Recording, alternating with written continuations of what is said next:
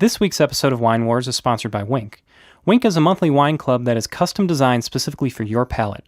If you go to trywinc.com/winewars, you will answer a questionnaire based on the foods and beverages that you prefer, and Winc will hone in on the specific wines that they recommend for you.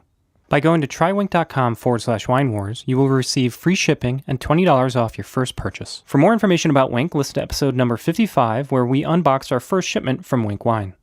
This week's episode of Wine Wars is also sponsored by Audible. Go to audibletrial.com/winewars for a free audiobook and 30-day free trial of Audible. I am currently listening to The House of Mondavi, which chronicles the history of the Mondavi family from the early 20th century to being the leaders of the Napa wine scene. With seemingly endless audiobooks to choose from, Audible has something for everyone to listen to. Again, go to audibletrial.com/winewars for a 30-day free trial and a free audiobook of your choice. Enjoy the show. Previously on Wine Wars. I had the wine of my life, And I drank it all to you. The wine of my life. Nobody puts Barbera in the corner.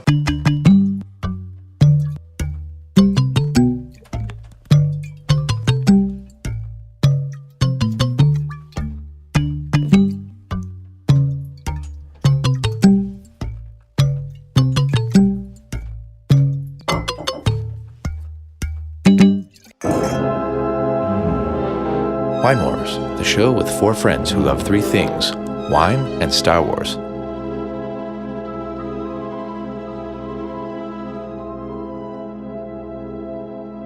Welcome to Wine Wars. You're joining the four of us as we sniff, sip, and talk about wine live from our basement here in Madison, Wisconsin. I'm your excellent host and spectator, and with me as always are Amy. What's up, Ann Spectator? Not a lot. Scott. Hello, spectator, Ann.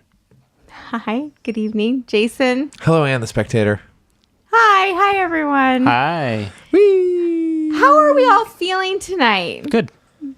It's been a weird night. It has been kind of weird. I don't know if there's like a full moon. Nope. I think that we're going to sleep really well tonight. That's what I think. There was recently an eclipse. Maybe that's what's going on. The energy's strange in here. Maybe all of the Earth. Maybe that's what it is. Maybe finally the gravitational center core, whatever thing is the polar, gravity. The poles are switching. The poles are switching. We're about to flip. Yeah. Maybe I don't know what it is. going to but happen. All night we've been IKEA level fighting with each other. Mm-hmm. Yeah. Amongst all four of the combinations. IKEA level. I don't think I've yelled at Jason yet. I just drank your water. Yeah. Anyway, I mean, I am happy to see you guys. Maybe it's a case of that we hang out a lot lately. Yeah, I haven't seen you since yesterday. Yeah, and then before that was 3 days before that, basically 4. 4 days, yeah. Yeah. I mean, if do we hang out past midnight last night? Because that would have been the same day. Let's talk about what happened last night. Okay, do it. Okay, so Played so here's what happened. The boys played a show downtown, and on a rooftop, looking It at the was Capitol. it was beautiful. It was a gorgeous evening. Our friends heard us. Oh, they did. Yeah. Oh, I didn't know They that. pulled themselves away from their desks and came down and listened to you play. Well, that's a different set of friends then, really. Oh, yeah. Yeah. You mean people on the square? Yeah. They were like, So for people from they thought that Bascom Hill was on the radio, and then they were like, well, this is a lot of Bascom Hill down from the Capitol. Really? Yeah, they heard us. Cool. Well, that was really fun. And then you packed up and we carried your guitars out and like, we should just get a drink because we're downtown and it's a beautiful night and it's the summer. So we selected in our brains a normal and good place to go have a drink, Gray's. Mm-hmm. And then on the way, Too busy. Gray's looked really busy. Too busy. Yeah. then People were sitting outside, couldn't get in. Nope. right next door is Madison's only 5-star restaurant. Mm-hmm. You guys go once a year on your anniversary. Mm-hmm. We've only been twice ever in I've lived here 22 years. I've been twice. It's like a badass restaurant. I can't believe that they don't have a Michelin star. Yeah, I thought they did. No. No. The tire guys they hate should. them. It's I get it. for real. It's phenomenal. Yeah. But it reflects that in the price. Yes. Yeah, you don't just go Generally. here on a whim. No. You don't just like, oh, Friday night I'm holding a guitar. Let's just wander in there. But we did because there was room at the bar. And we We're asked just going to have a drink. Yeah. Just going to have a glass of wine. Do we want to name this restaurant? L'Etoile. I don't remember if I did. Les Oh, Trois. I Les don't. Trois. Les Trois. We asked the lady, the hostess, so will you accept us, riffraff, at your bar tonight for a glass of wine? And she was all, yeah. Yeah. So if you ever come to Madison, that's a little tip. That's that you a can tip. just walk into L'Etoile and It's a tip from Scott. After 5 p.m. yeah, it's when they open. Right. Don't try to walk in there at 2 because the door will be locked. And you can get full service right at the bar. Yeah. I think to sit down it's difficult to get a reservation, but we got full service Yeah. right at the bar. Ordered a nice little snack. I actually think we should beautiful stop bottle of talking wine. about this because the secret would get out, and I know. and then we should just keep then we this one wouldn't to be ourselves. able to get a seat at the bar whenever we wanted. Yeah. But there were 5 open seats at that bar, even with the 4 of us, maybe even 6. Friday Anyway, night. also too, fabulous wine list. And let's talk about what happened with the wine. Sure. Okay. So Jason, they've got 200, 300 bottles probably. Yes, for sure. Oh, you guys read that wine list all night. Well, you got to make sure you I was so thirsty. go. It did. I mean, we probably should have gotten like an appetizer wine, just Yeah. for us to order So, the like a wine. pregame wine. Get a glass before we get our glass. Yeah. Yeah. Yeah, we're gonna go get a glass of wine, but we need to get a glass of wine while Before we figure this figure out. this shit These out. 2 are ridiculous. Well, now we You know know what we should've what to done? do next time, You guys. should have got like just everybody asked for a taste of something, Oh. and then ordered a bottle of something. Is that classy? Is that a classy thing to do? Totally not. You know That I is- like to roll that is- classy. that is a bad thing to do. Sure. But they're gonna throw that shit out at the end of the night if it's not good. Jason, carry on. So Jason perused the menu, and he landed on a Louis Latour Burgundy. Zen. No, Louis Latour Oh, is a I'm Burgundy. sorry. I was thinking the Turley Zen. I wanted the Helen Turley Zin. yeah, but you're right. Yeah, But that you're was right. a little Sorry. out of the price range we were hoping to stay in, right? Yeah, it was 90. That was a no. Yeah, that was a hard pass. If it had been 89, not a deal breaker. Right? Scott found the best deal on the whole menu, though. I think so. So they had so right after the Burgundy section, they had Beaujolais, which has become one of my favorite things in recent times. And they had 2 selections. One of them was from Morgon, one of the Cru regions in Beaujolais. And the producer is Louis-Claude Desvignes. Sorry if French listeners, again, I'm going to pronounce that terrible. But you can find a picture on our Instagram feed. And it was only $45, and it was In great. the restaurant. Restaurant It price, was $45. great. But the sommelier came over and brought us the bottle and, shows it around, make sure everyone approves that it's the right bottle. This guy's pro. And he decorks it, and he did a double take smelling the cork, which I laughed at. And then he's like, I'm not sure about this. And then he handed me the cork, and I did the same exact double take because it was a corked bottle, which Which is difficult to tell from a cork. Like, Yeah. usually yes, but this one was pretty pronounced, obvious. yeah. It's for the way I identified it and compared it is if you take like a paperback book from the 80s, back when they were made from paper, like it does smell like an old Hardy Boys. like right, exactly, an old Hardy Boys that you left out in the rain while you were camping. Yeah. And then packed it up with the tent for a couple Exactly. of months Yep. and then unpacked the tent. We're like, oh, Ew. yeah, Right. musty. I was really impressed that you knew it so quick. And then when you passed the cork, okay, yes, weird. And then he opened the next bottle. Right. And then we could compare it. It was like obvious. It was He such didn't a hesitate, great... and that's the mark of a good place, too, is he didn't hesitate. He ran away. I'm Yeah. going to get you another one. Open this sucker up. But it was nice because he left the bad cork, and then when he brought the new bottle out, we got to smell the difference. So it was so fun to have that learning experience. Because, well, and then he had some really interesting comments about how, like, a lot of people can't tell the difference, and so we're probably drinking corked wine and not even knowing it because it's such a subtle scent that in my head I would have just been like, oh, this is like very forest floor. Yeah, if you had bought that at a wine shop and then taken it home and you open it, I'd be like, this is weird. I don't really like it because it wasn't god awful, but it was like there that it's enough to screw up the wine pretty bad. Yeah. But you might often be like, well, it's France. All And, right. and if you're a young wine drinker, I know that I've had corked wine in the past and been like, I just didn't like it. And it's subtle enough that unless you're experienced enough and you get it off the nose, off the palate right away. It can be deceiving, especially as and the thing I think the thing that's important is if it's a screw top or if it's a fake cork, it can't be corked. If it's actual Natural cork. yeah, that's when you run into the situation where it can be corked.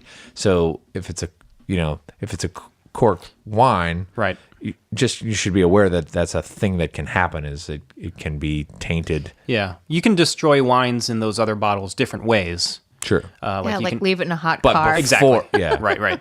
But and when we say the phrase corked, corked, it means that oxygen has gotten into the bottle and screwed up the wine, and it's just been tainted.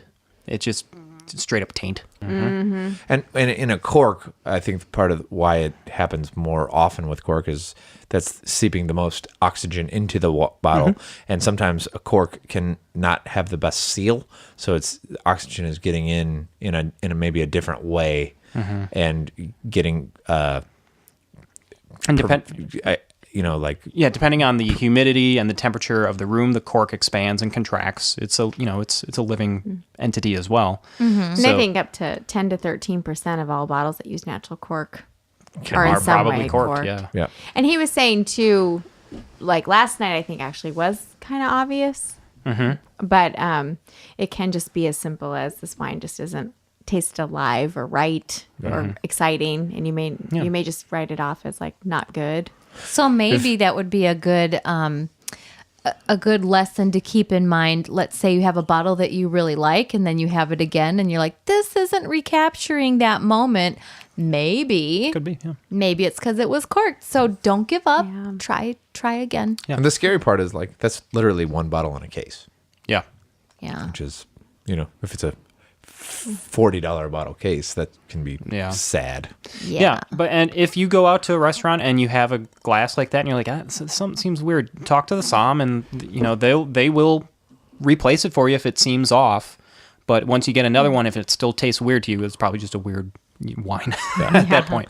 You can't be like, no, try again. Third time's charm. It's like, you get one redo. Yeah. He came right back, and it was a wonderful bottle. And I guess I can't remember this anymore. I know we did a Beaujolais episode, but there's several designations Cru regions, of cru regions, and that each of them has their own special flair thing that flavor they're known profile, for. yeah. And that the, what was this one Morgon, called? Morgon. Morgon. Kind of has a little bit of everything. Best of all worlds. It was a little delight. terroir, little fruit, little flowery notes, and it was Earthy. Perfect. Yeah. It was a perfect little French Low wine. alcohol. I think it was probably only 12.5 would be my guess. And I think it turned Anne onto Beaujolais. I think we got her. Remember the whole Beaujolais episode? Like, I hate this shit. It was great. And then maybe also because they brought us little homemade breads with big chunks of salt on it and Homemade whipped butter. Yeah, the butter was like made out of clouds. Yeah. Sassy cow. Delicious. That was a fun night, people. Our little post gig drink A went. single drink. We went hard. It was great. Ding, ding, ding, ding, ding, Ding, ding, ding, ding. ding, ding. So hard. In a complete, let's just switch gears. So Okay. from that incredibly dinky situation that we encountered last night, tonight's episode is wines under $12. We're going to do a series here where it's going to be a 12, a 13, a 14, a 15, and we're going to have a competition of the best wine under $15. And I didn't understand what we were doing. So Yeah, Anne was apologies, super- listeners.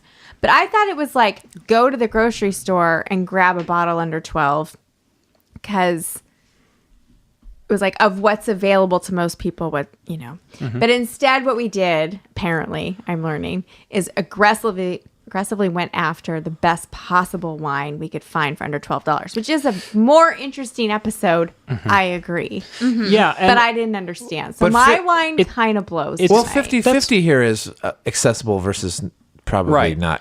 And even the wines you might not be able to find these specific producers, you should be able to find something from those regions And lessons and that learned. production style. Yes, Right. yes. So it's a Yes. good mix of both of those. So These are not supermarket slammers, though, necessarily. These are, we're trying to find the best quality for you, yes.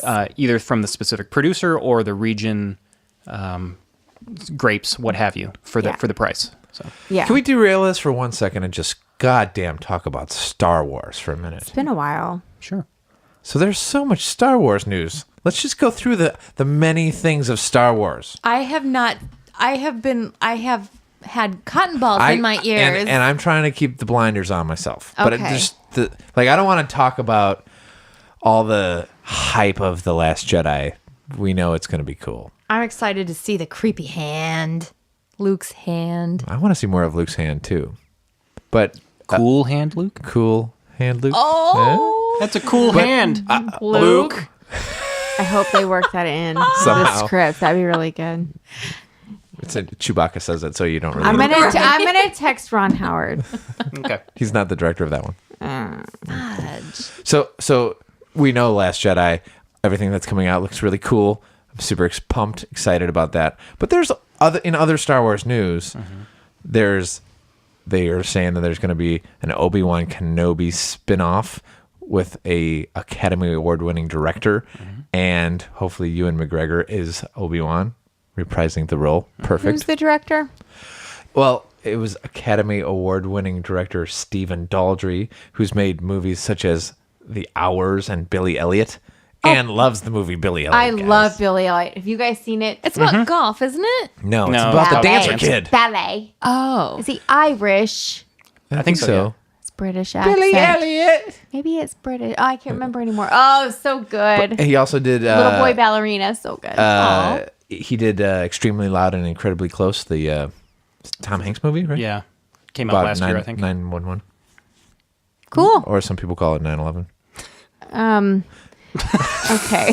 so this guy does movies about kids dancing and Star Wars. So, point being, we have some pretty prestigious directors moving into the position here. Yeah. It's not just nerds, J.J. Abrams, Yeah. you know. Is there any other Star Wars news that needs to happen at this point in time? Some fan put together a Ron Howard Arrested Arrested Development. thing. Yeah. And that's worth every It's worth every penny of great. free. Yeah, yeah. Oh, and some the Simon Pegg Star. Oh. There's been some good Go to- Star Wars you can- mocking. It's great. That's the part that I love about like this time of year, 6 months before a Star Wars movie, is the geekness of it is like starting to permeate Yeah, all the of the nerds are society. getting- The nerds are like They're restless. yeah, it's getting good, and we're in the sweet spot. We're 4 months out from The Last Jedi, and 111 days from our recording. see, that's what I'm Wow. talking about. Talk about nerds percolating. Normal people What? have normal people have watches. What? Scott has a timer that's just beeping down days until Star Wars. It's an implant in my arm, actually. It's built into my arm now. Yeah. They should pair that up with the birth control.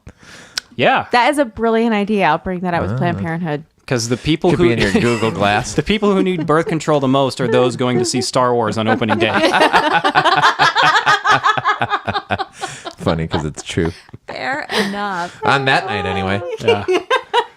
Shut it down. I don't know how Shut it works it in your down. household. There's gonna be a lot of nerdy broads and nerdy dudes in the same room.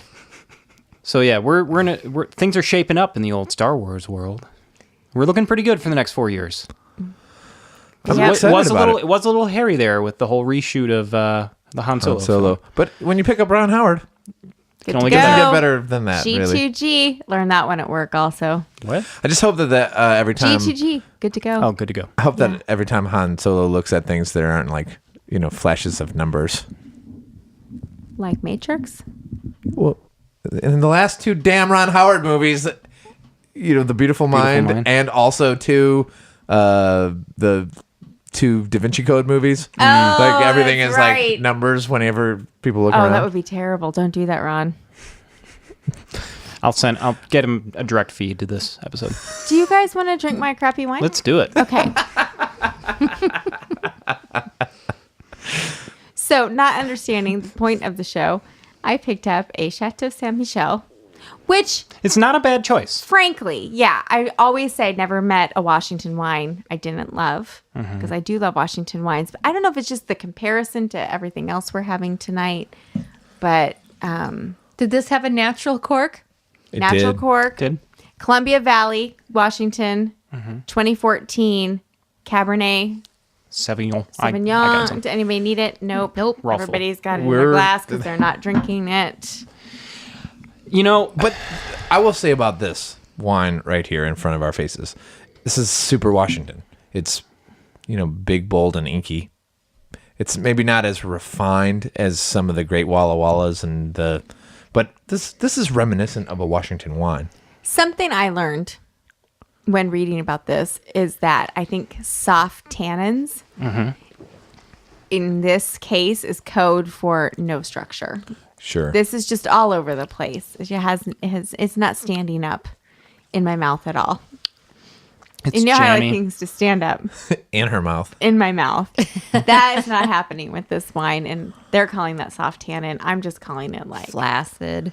flaccid. Ah. You know what? We should bring the word flaccid to the wine world. Instead of flabby, flaccid. Yeah. Amy, you flaccid. could do that. It's flaccid in Yeah. my mouth. Wine is Done. kind of flaccid. Done. It's in the wine world. You're welcome. Hey, Mom. So the cool things about it. So we were talking about pre-show, the vine, the rootstock on this. Yes. Oh, yeah, that was kind of an interesting history about it. I thought. Yeah. So we talked about before in other episodes how phylloxera took over so many of the native grapes all around the world, especially old world wines, but also California. Wiped them out, and we basically had to start over. Right. And I guess Washington was not as hard hit by phylloxera. And so what we're drinking is, they're calling it 100% vinifera rootstock, which Scott takes to mean... So that means Vitis vinifera is the vines from France, Europe, old world. When they were hit with phylloxera, phylloxera came from the U.S. when it was brought back to the old world during colonial times. Phylloxera devastated the rootstock, just ate it up. Vines in the U.S. can withstand phylloxera, so they grafted Vitis vinifera vines onto the rootstock from the U.S. There's a couple different types, but it doesn't really matter specifics. So when this says it's vinifera rootstock, that means it's original ungrafted vines from the olden times, which is cool. There's not a lot of those left around these days. You do see it from time to time. Like Oregon, Washington didn't get hit. California got hit again in the 90s. Argentina, you still have original rootstock. So it's not super common. So companies, when they have that original rootstock, they will flaunt that on their vine, on the wines, because that's, it's unique. Chateau Ste. Michelle, I think is one of the oldest producers in Washington area. I think you're right. Their whole thing was that they you could only produce great grapes in Europe and California, and they were like, no way. And so they started their thing in Washington and made Washington. I think they're the kind of where Washington wine gets its Pioneers. yeah. I wonder if that's why they went with a very 1912. European name, a French name. Yeah, Chateau. I feel badly I called it crappy because right now I'm actually really enjoying it. Well, Maybe it just wasn't up for the meal we were having. Definitely not right for the meal. Yeah, because it's better right The meal now. was too heavy on tart, tangy tomatoes. Yeah. Right. And so this was just not in it as Yeah. It couldn't stand up to bold the enough the acidity. of a wine. Yeah. I think you're right. I think the important part is that these are wines under $12. This was $11.99 at Costco. So this is a readily accessible wine. You can find this anywhere, any grocery store. Yeah. And so, if you're trying to bring a wine to a book club or a wine to a party, this is a fine drinking wine without food. This is the kind of wine, don't take this wrong, work people, but I would open this up on a Tuesday night while I had work to do, but I'm trying to enjoy myself too. No food. Good book club wine. Well, there's an aftertaste of a baked tomato, a stewed tomato. So I think that's probably why it didn't go with the tomatoey meal that we had. It just did nothing with it. But yeah. The thing I would say with any of this kind of level of wine, like the J. Lors and the Chateau Ste. Michelle's and it's all kind of, it's probably a stew of grapes, and they all kind of are of this level. Yeah. So it's not necessarily unfair to say this is a terrible wine because they're all quite good. They're all well balanced. They're just not There's nothing out of whack with this. Yeah, it's not out of whack. It's a finely balanced wine, and for an $11.99 at Costco, like sure, especially if like you're new to wine, this is not a bad wine. Yeah. Well, one thing that maybe we forget is that even just since we started doing the show, that our palates have changed a lot. Yeah. So, that's another element to think about. All right. I think the Americans probably wouldn't even think twice about this wine. No. Like No. they think it's Okay, I'm probably- super apologize. I called it crappy because I really like, like Crepe. I was about to pour myself more, but I guess I should wait for the next one. But this has been very fun on its own. There are tonight. Yes. 3 more additional bottles And for you to we drink have some from. super rock stars coming too, and that's another thing that it was hard to stand up to some rock stars that we have coming for down the same pike. price, right? Yeah. All right. Moving on. Speaking Amy. of, Okay. Amy's. So, I wasn't really sure about what the challenge was either. And my approach to it was just go strictly by like the look of the label. Perfect. Well, you totally won on that. Well, so I love horses and dogs, and this one has a horse and a dog on it. So there we go. Perfect. Beautiful. And it looks like a corgi. It almost looks like a It corgi. does look like a Kind of looks like a corgi. terrier. Well, it looks like a cardigan Welsh corgi, and they have the full tails. So, anyway. What type of horse is that? Probably a Pasofino, since this is a Spanish Tempranillo wine. Holy balls. Wow. So, This is a That Wine Wars listeners weren't expecting no. that. yeah. This is And far if more you detailed than I ever was want to expecting. see a Coming. really funny video, find a YouTube video of a Pasofino horse walking. Sorry, pass the wine there.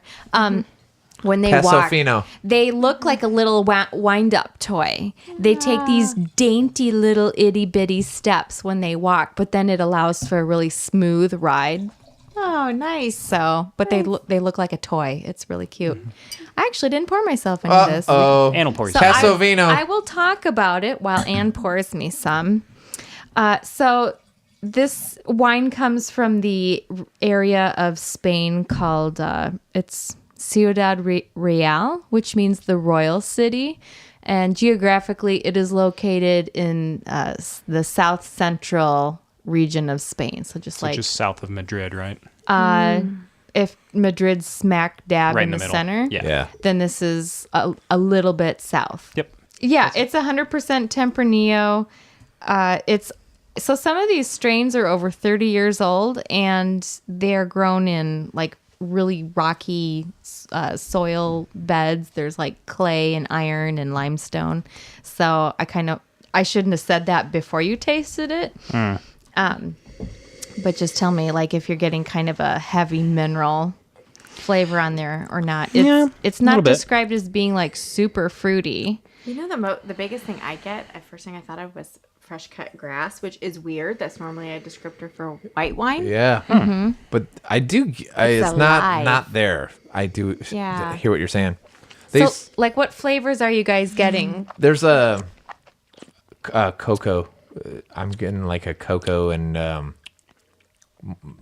I'm stewed fruit, obviously, but like it's a big, bold wine. It is. At the end of my sniff, I get candy shop. Candy shop. I know, but it's not sweet either. It's all such a mystery. To me, it's like classy candy shop, like old world candy, where like they make the taffy in front of you or the caramel, Yeah. and all that. Yeah, and this is not Mall of America. No. So this, To me, it's like the day after you have a fire, the fire pit, the smoldering wood that still is a little too wet to burn. Mm-hmm. That's on there, and kind of like slate, wet slate. yeah.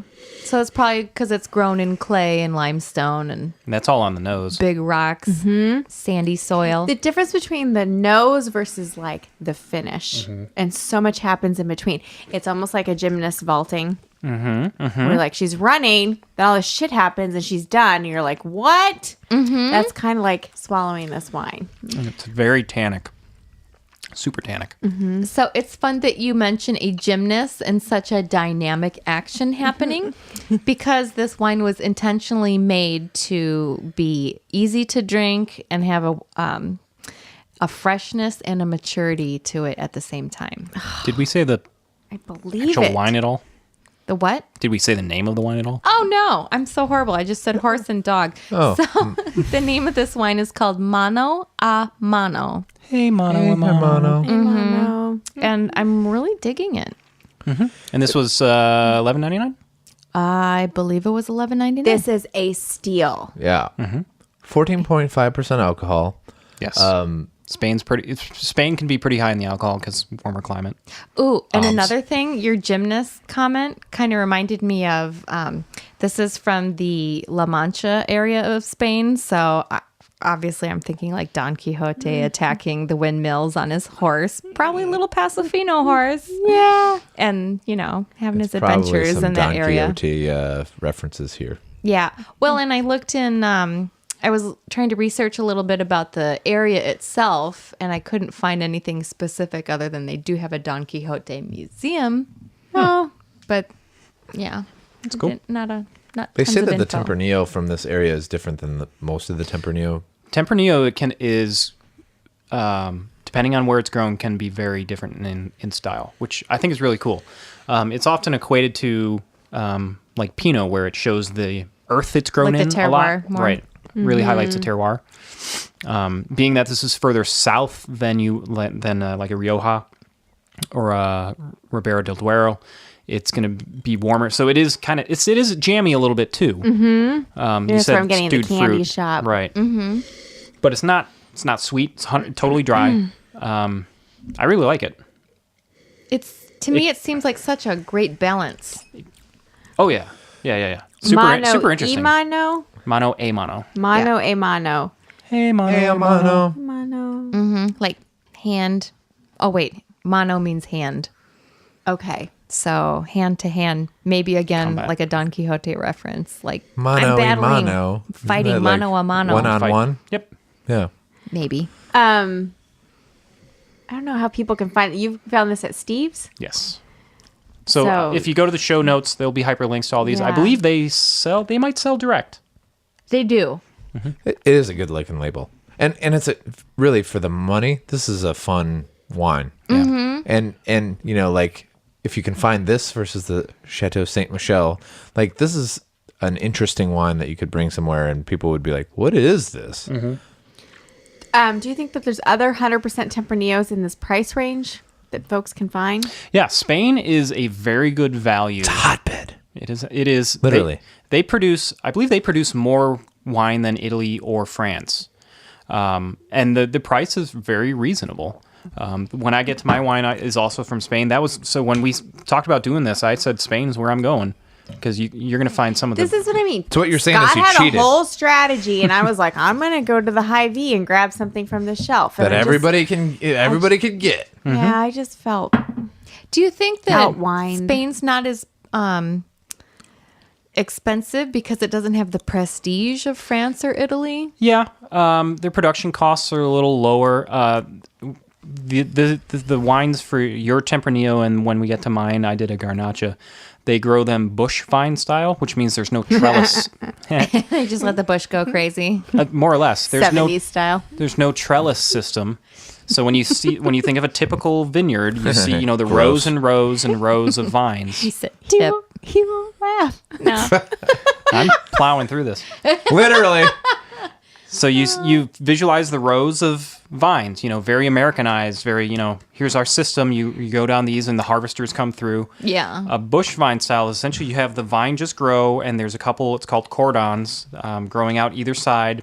And they'll have maybe 6 to 8 vines growing wild. And it's just unsupported. They just grow out and they're trimmed a bit, to keep the bush under control. And So there's a little bit of landscaping going on. yeah, but that means you have to come through, hand harvest everything. So they look for the best quality. I hate you guys. These are super high alcohol wine. It is as well, 14.5. But Yeah. I don't remember your original question. I got thrown off here.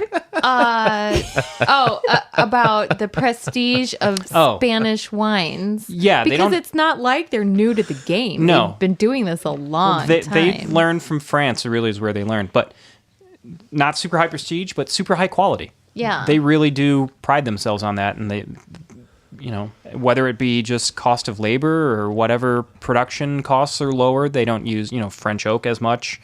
So if you're on a budget and you want to impress, go to Spain. I highly recommend Spain for budget. Are these bush vines? Don't we typically trim the vines in the old world and in the U.S. because it makes the grapes better, forces more sugars into the grapes, right? I think you're talking about like thinning out the clumps. Yeah. Like removing some. Yeah, but even the training of the whole vine, like it's directing all its energy into the grapes rather than leaves and Sure. And, so depending on the time of year, they might cut back on the canopy.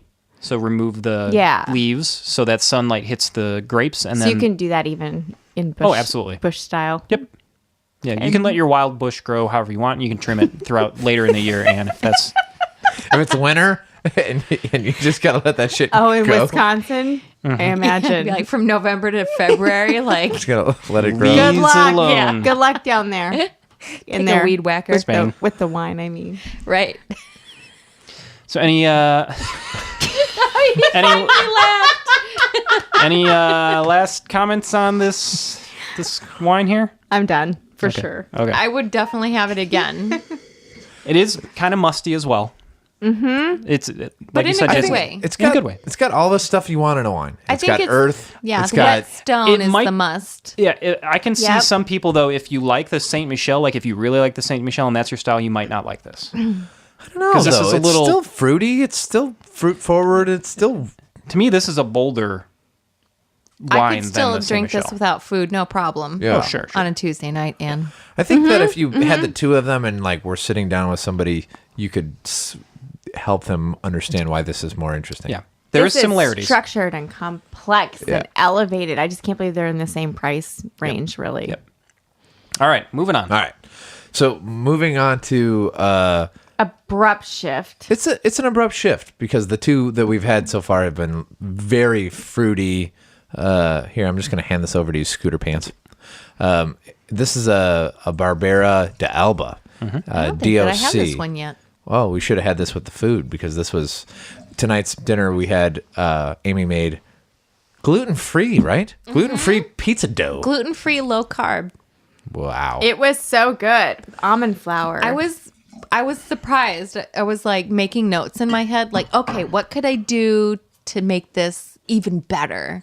So It was working great. on it. What do we say? Pizza. It was pizza. Fest. Gluten-free pizza. It was we like had. flatbread. Yeah. Flatbread pizzas. And so again, went to the Costco where we bought this Chateau Saint Michel. But I've seen people say that this wine at Costco, so this is readily accessible. People have said that at Costco this has been $14.99. They had this on sale for $9.99. Who's the producer? what? So this is Pertinace, I think. Pertinace. Okay. But it's a Barbera de Alba. So what we're talking about here is a Piedmont wine, which is the northwest part of Italy. That's And where it's super rugged, right? so Yeah. it's Like cliffs farmland and and rocks. cliffs, and it's right on the Alps. So it's very rugged and farmlandy. Truffle and- country, right? And this is where this is the land of Barbaresco and Barolo. Nebbiolo. And and the world of the Nebbiolo grape. But the other famous grape that they do there is Barbera. Barbera, I love Barbera. Absolutely. Every time I have a Barbera, I'm like, it's our this is wedding a wine. grape I Oh, like. that's right. Yep, the Barbera de Alba. But so this is Barbera, so the grape of Barbera from the city of Elba, DOC. And so this is 2015. the vintage of 2015. It's a very. I was kind Very of bright. shocked that you could get a $9.99 I should have had this Barbera with de Alba. dinner. So I Making should me have, salivate like crazy. and this is on me. This is totally This on is me. on Scott. I should have set this as the ground rules for the contest here today. It can't be on sale under $12 So, But you it got didn't- through. You It got didn't, through. It didn't say anything about it being on sale. I Oh, just okay. in my research, people had said they bought Usually it for $15. $14.99. P.S. Okay. Same on the Chateau Saint Michel. I saw on wine.com. It was $16. Oh, and they're shopping Yeah. at bad places. So this is Okay. but Fair enough. So this But, is yeah, I don't Costco know. wine. Yeah. But what we should know is that that's the most readily accessible like wine shop Right. nationally, right? Right. Sure. So you should be able to find this anywhere. Absolutely. So anyway, Do you think in Italian it's Pertinace? probably oh, that probably is right. Something like that. Can I see the label? Yeah. the defining feature of the wine label is it's Excellent. what's the opposite of embedded? It's Outbedded. Yeah. There's these little squares on the label. So if you're blind in Braille, Raised it's texture. raised texture of Oh. of the, and it's very distinctive, but it's a very elegant bottle. For $9.99, this freaks me out because it was super This good looks with like something that like somebody in a casino yeah, like would send to your table. for sure. Like this looks like Classy. it's very elegant, and I think you're right, Anne. Pertinace is probably the Pertinace. pronunciation. Amy, That's I probably- think I haven't been to that Italy in a you while. like your Barbera d'Alba. You I was kind of always like stroking it too. I was like touching the bottle, You know, but it's I obviously do like this wine a lot. Yeah. it's obviously not the best Barbera d'Alba or Barbera wine of Piedmont, but for $9.99, it's quite good, and it's just big bold fruit, and it's high acid, high tannin, Can I get another hit? Yeah, a little bit of and licorice. with our marinara and our pizza tonight, it was quite good.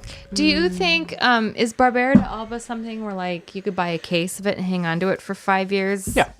yeah, this probably wouldn't 5 be years for good. 5 sure, years, yeah. yeah. And then just like try a bottle every year and be like, "Ooh, Yeah. here's what's different. Here's what's happening." Yeah, this should age pretty well, and I think that'd be interesting to see how this is in For 5 years. $10, Yeah. Why it's not? certainly worth the experiment, right? Well, I Get a was half just a case. Thinking, Yeah. didn't we have a listener ask about starting a wine cellar? What should I pick? Yeah. A case of this for $9. For $10 $10, a bottle? you can't there. Yeah, if you $120 for 12 bottles, and for the next 12 years you have one. That's a great experiment. And Theo just nudged me, so And this it's time to go to bed. See you guys. This is a pretty It's high almost acid. 10:30. This is a pretty high acid wine. So when you're holding up against the pizza and the tomato sauce, I think did the best work with the meal. Yep. To reset your palate, get you salivating for the next bite. Yeah, Yeah. because it was like a tangy marinara, and we had black olives and topped it with and goat cheese. So lots of Jardinera, tangy flavors going on. banana peppers. Okay, I'm sorry, listeners. Theo is 14 plus, and he feels like going to bed. All right, so the Pertinace Barbera d'Alba. It's really great graphic design on this, though. It is. It's classy. And it's a pretty mild nose. But I dig it. I like it. Barbera's great. Middle of the road grape. It's a great everyday slammer Yeah. grape that I think is a super readily accessible grape for the normal person. I don't think I always think Barbera sounds special. It does sound special, It is special. but it's But not at exceptionally. $10, It's not exceptionally I can have expensive. special every day. Yeah. All right, moving on. Everyone ready to move on? Yes, but also, Scott, I'm drunk because all these wines are 14 plus. Yes. I mean, dying over here. Do you have water? Yeah. Drink water. I would say one last thing here, though. Like, from the Piedmont region of Italy, I think you should go get a $10 bottle of Barbera d'Alba, and you should get yourself a Nebbiolo, Like a Langhe, Barbaresco? Or a Langhe. and notice the difference between those two. The That's Nebbiolo, a fun night. because Do that. because of the lightness of the Nebbiolo Langhe, and you can get one from Alba, but notice the difference between the elegance of the Nebbiolo versus the boldness of a Barbera from the exact same. I don't know if region. Exactly. Good call. Cool. All right, moving on. So we're going to go back to Spain. This is, and again, we can all guess at how you're supposed to pronounce this, but this is Accentor, Acentor, Accentor. So this is 100% Garnacha.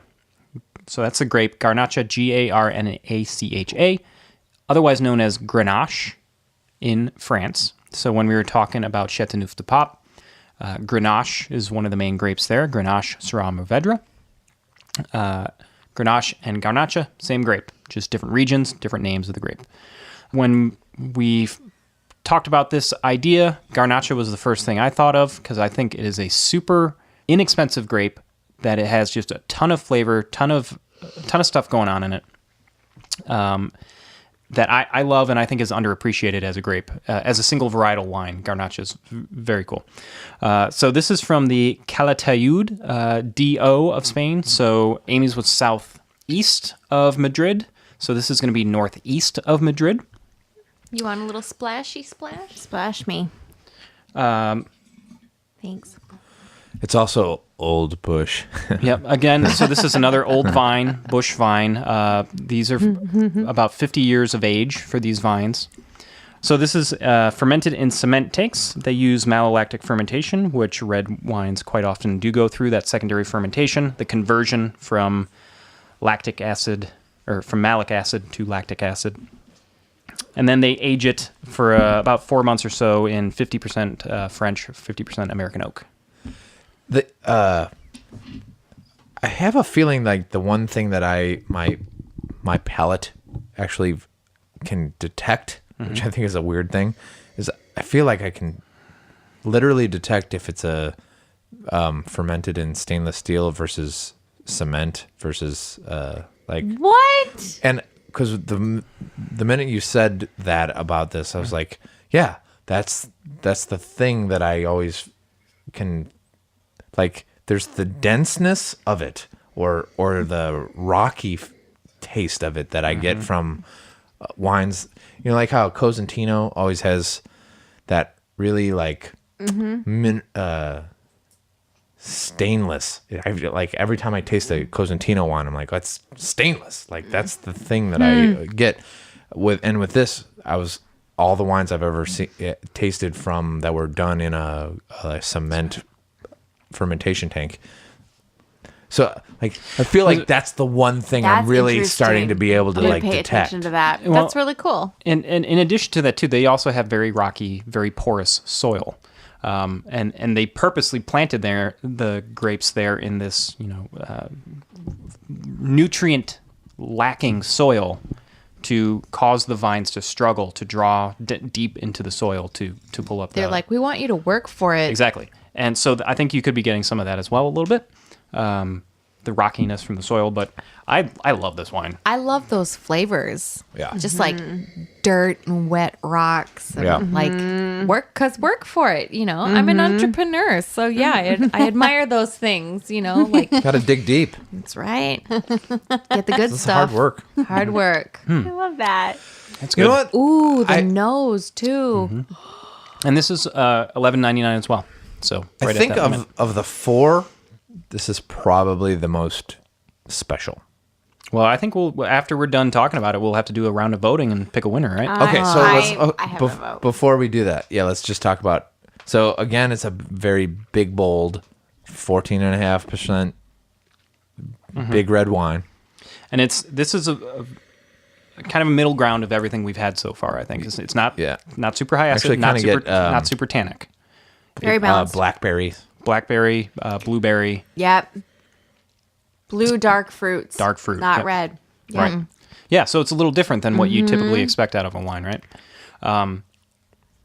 Garnacha, Spanish Garnacha for myself, I always get a little black pepper. Cracked black pepper, white Smoke. pepper. Yep, smokiness And in pepper. it, which I really like. It's very. A little cinnamon. That's probably from the oak. Exotic. I really dig this, and again, $12, super great value. Spain, again, I'm gonna promote Spain as a great value region. So You're going to tell everybody about that? Just going to let out the secret like Lake Twelve. Again, I don't know the Spanish pronunciation, but it looks like Accentor to me, and it has birds on the label, which I'm super pro. and feel the label with your thumb again, Ann. Yeah. It's raised as well. Yep. Ooh. Did you feel this one? It has a hummingbird. Did you like feel a this one? cardinal. Yeah, I felt it, babe. I'm feeling it now. How's it feel? Feels good. Feels real good. Feels a little bumpy. Yeah. What I think is cool about the Barbera is it's big bumps going into getting increasingly less smaller bumps. You should have brought that up when you were talking about your wine. God damn it! Yeah, label on this is very cool. You found it at Steve's. Steve's, $12. 100% Okay. Garnacha. So the lesson is either get yourself some Accentor or find 100% Garnacha. Garnacha. It's 100%, right? 100%. And you can find, I almost brought one that was $9 that I know is also kick-ass. Garnacha you can find very cheap, very inexpensive. I'm going to say inexpensive rather than cheap. Okay. Yeah. But find great quality for $10. Absolutely great. Well, this was fun. Okay. Uh-oh. Oh. The hiccups have started. I told you. Anne has been on a diet of sorts, and when you're on a diet, you can't drink as much. So her pet Bullshit. Maybe consequently, you should be like on a red wine diet where you just like pair Sure. things with red wine. All right. the consequence here is that she has no tolerance anymore. If there's one thing I know about Anne is she's very intolerant. She's got a high level of intolerance. Wait, All right. Well, so certainly not is lactose. it time to Tell you vote? that. Okay, folks. We're going to take a minute. We're going to pick a winner. Be right back. All right. BRB. Burb. cue the amazing music.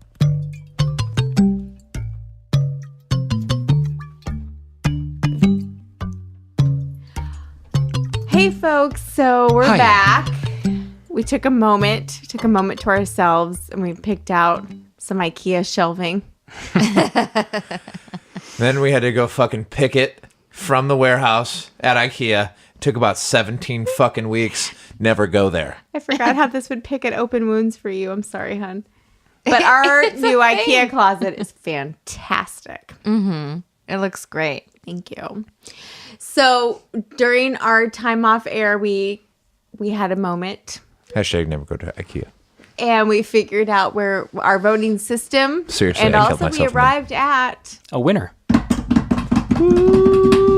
number one wine under $12. Mano a mano. Nice work. 100% Tempranillo with a horse and, And a a dog. dog. Which did not play into the voting at all. It didn't, Scott. No, sometimes it's I'm okay to just just be saying. shallow and pick the wine based on the animals on the label. You know, Sometimes it works out. literally, that's the first time that strategy's ever worked. I don't think it's literally the first time that's happened. That's how I picked you. Oh, I do have a big dog. And that did not work. All right, so congrats to Mano a Mano for being our best wine under $12 from this first round. I hope you have a Twitter. So we can Please, thank them. please take us to Spain. Yeah. Yeah. Yeah, let really. us stay at your little place. Play with your Bodega. horses and your dogs. Mm-hmm. Okay. This was fun, and we're going to do it again, right? We're going to do We're gonna- 13s, 14s. Yeah. Might be once You a have fiscal it. quarter, but we're going to notch it up to 13s. Then we're going to bring it higher to 14s. And then, bringing it up, wait for it, 15s. 15. And then, you know what we need to do? Final we need to round go robin. buy another bottle of the Mano a Mano Yeah. stat. Well, I think that we need to buy some of that Barbera de Alba and the Mano a Mano and the Accentor. So everything we drank tonight. It was a good episode for. I mean, do literally, cheap. we've drank far more expensive wine on this podcast for less, maybe enthusiasm. Sure. So, Yeah, so Tuck them away in our little cellars. and listeners, if you do something like this with your friends, let us know who wins in your competition. Yeah. Oh, yeah, because then we will drink it on air and judge it. Or drink it on our personal time and judge it. because we're very Judgy? I have a debilitating J in my Myers-Briggs. I was told that. So tweet at us at Wine Wars Podcast and let us know if you find some other great wines under $12, red wines. And we will do a white wine competition of this as well. Oh yeah. Man. Follow along on Facebook at Wine Wars Podcast. Also, email us at winewarspodcast@gmail.com. Rate and review us, folks. We love that shit. We'll give you a shout out if you leave a review on iTunes.